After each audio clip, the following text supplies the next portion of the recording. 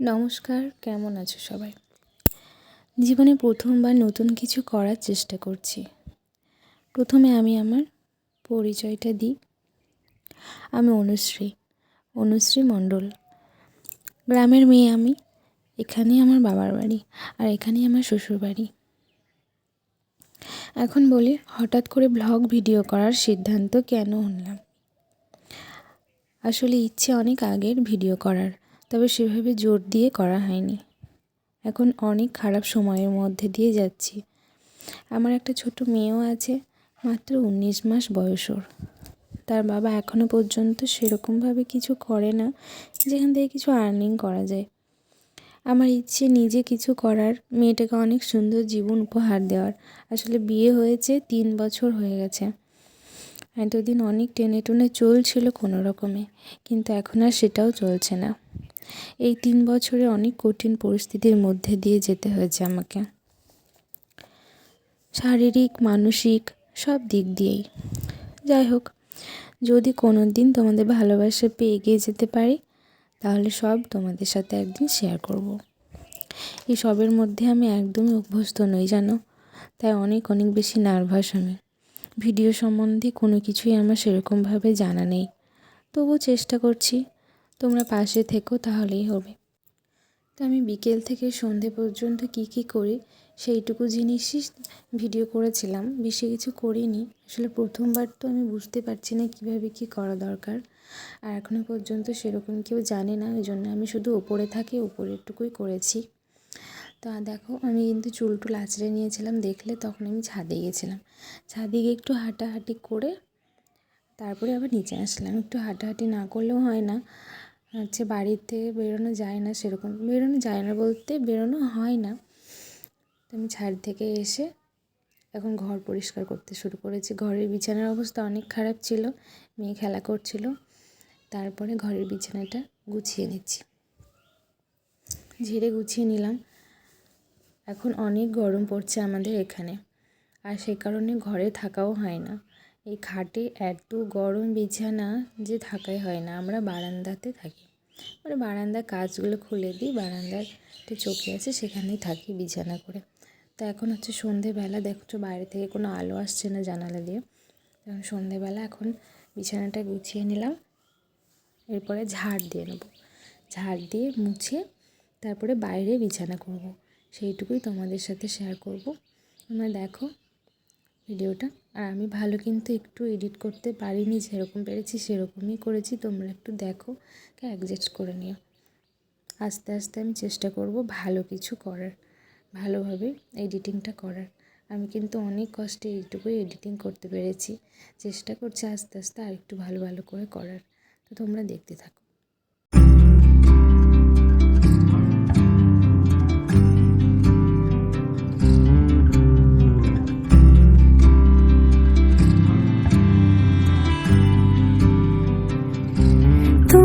যদি চাও দুহাত বাড়াই, তুমি যদি চাও নিজেকে হারাই, তুমি যদি চাও মানুষের ভিড়ে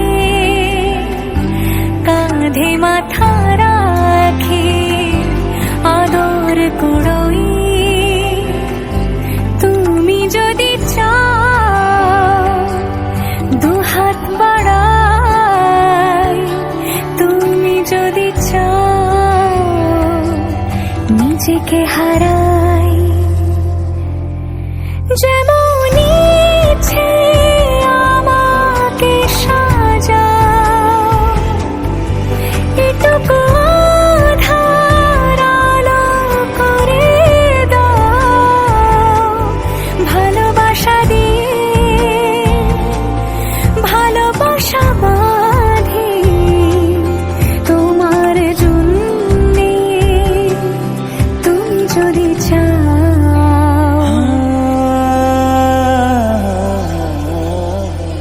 पिया घर आयो मोरा, पिया घर आयो मोरा, पिया घर आयो मोरा, पिया घर आयो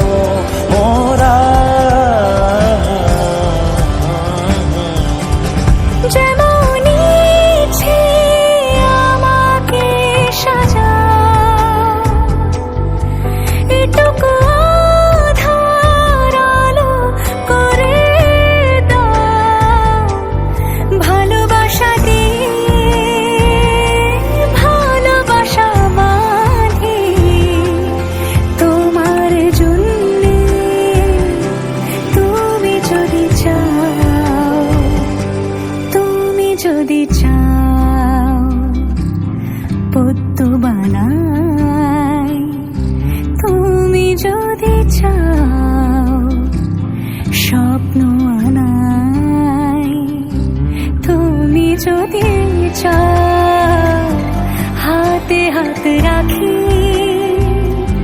পাশাপাশি হাঁটি, একসাথে গাই, তুমি যদি চাও দুহাত বাড়াই,